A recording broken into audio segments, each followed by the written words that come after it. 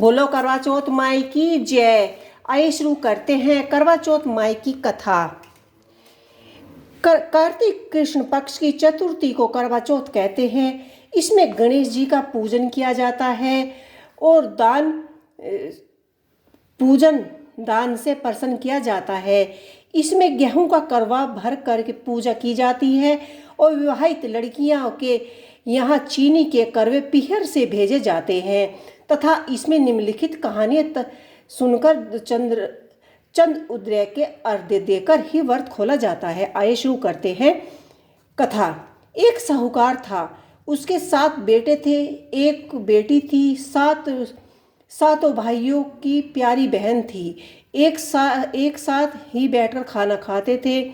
एक दिन कार्तिक की चौथ आई तो उसकी बहन ने भी करवा चौथ का व्रत रखा। सारे भाई ने भोजन कर लिया और अपनी बहन से बोले कि आ बहन तू भी खाना खा ले।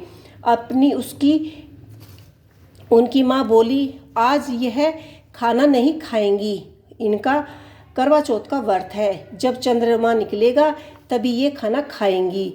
तो उसके भाइयों ने छल कपट से जंगल में जाकर आग जलाकर छलनी से चंद्र दिखा दिया और वह अपनी भाभियों से बोली चलो भाभी चंदा निकल आया है, अर्घ दे दें।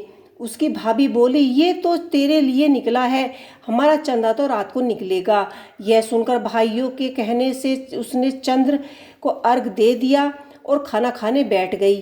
पहले टुकड़ा तोड़ा तो उसमें बाल निकला, दूसरा टुकड़ा तोड़ा तो छींक मारी और तीसरा टुकड़ा तोड़ा तो राजा के घर से बुलावा आ गया। राजा का लड़का बहुत ही बीमार है, जल्दी भेजो। माँ ने लड़की के पहनने के लिए 3 बार सिंदूर खोला, तीनों बारी सफ़ेद कपड़े निकले। जब उसको सफ़ेद कपड़े पहनकर ही सफ़ेद कपड़े पहनाकर ही ससुराल भेज दिया और माँ ने लड़की के पल्ले में एक सोने का सिक्का बांध दिया और बोली रास्ते में गांठ लगा लेना और उसी रास्ते में जो कोई भी तुम्हें मिले सबके पैर पड़ती जाना। और सुहाग का आशीष नहीं दी और वह ससुराल आ गई और दरवाजे पर ही नंद खड़ी थी। उसके पैर पड़ी तो नंद बोली सीली हो, सपूती हो, 7 बेटों की माँ हो, भाई मेरे भाई का सुख देख।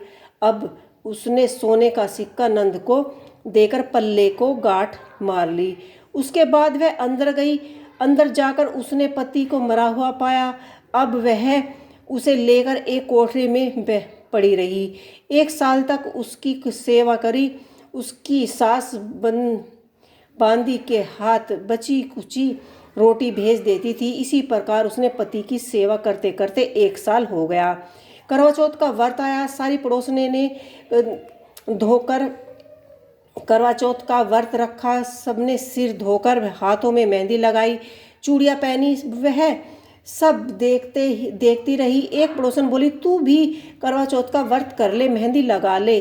तब वह बोली कि मैं कैसे करूं?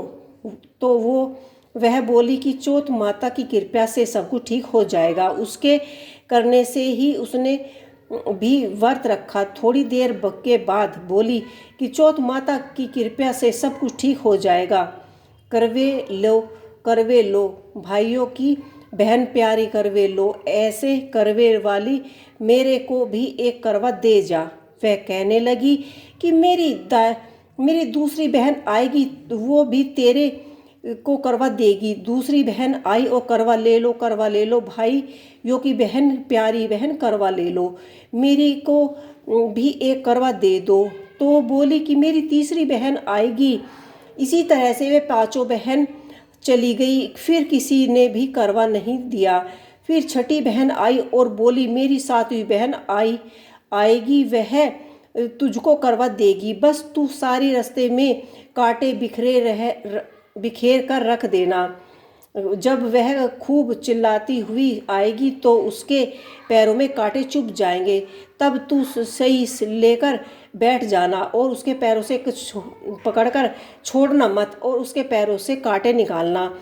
निकाल देना, तो वह तेरे को आशीर्वाद देगी। तभी जियो साई जियो, जब वह तुझे आशीर्वाद देगी तो तुम उससे करवा मांग लेना, तब वह तुझे करवा दे जाएंगी। फिर तू अजमन करियो, जिस तरह पति अच्छा हो जाएगा। और अब उसने वैसे ही किया। सारे रास्ते में कांटे बिछा दिए। जब वो करवा लेकर आई, खूब चिल्लाई और तब उसके पैरों से कांटे चुभ गए और वह सुराही लेकर उसके कांटे निकालने लगी। तो उसने आशीर्वाद में तब वह बोली कि जब तूने मुझे आशीर्वाद दिया है तो करवे भी देकर जाओ। तो वह बोली कि तूने तो मुझे ठग लिया। यह कहकर उसने उसको करवा दे दिया। अब करवे लेकर वह भी उजमन की तैयारी करने लगी। उसने भी व्रत रखा। राजा का लड़का ठीक हो गया। मैं बहुत सोया। वह बोली सोए नहीं, 12 महीने हो गए हैं तेरी सेवा करते करते। फिर उसने करवा चौथ माता का उज्जवल अच्छे तरह से किया। अब उसने चौथ माता की कहानी सुनी और उज्जवल करने लगी। अब वह दोनों ही चौपड़ खेलने लगे। इतने में ही उसकी बांदी तेल की पतली और गुड़ की डली लेकर आई और दोनों को खेलता हुआ देखकर सास बहू जाकर बोली, महलों में खूब रौनक है, तेरी बहू चौपड़ खेल रही है। इतना सुंदर सासू देखने को आई। दोनों को देखकर बहुत ही खुश हुई। बहू ने सास के पैर दबाए और सास बोली, बहू सच सच बता, तूने क्या क्या किया है। उसने सारा हाल सासू माँ को बताया। तो राजा का लड़का भी शहर में ढिंढोरा पिटवाया कि अपने पति की जीवन सुरक्षा के लिए सब बहनें करवा चौथ का व्रत रखा करें और पीहर में जाकर उज्जवल करें। और हे करवा चौथ माता, जैसे आप राजा के लड़के पर प्रसन्न हुई, ऐसे भी हम सब सुहागनों पर प्रसन्न होना और हमारे पति की लंबी आयु के लिए हमें आशीर्वाद देना। तो इसी के साथ बोलो करवा चौथ मैया की जय। और इसी के साथ आपको गणेश जी की भी एक छोटी सी कहानी पढ़नी है।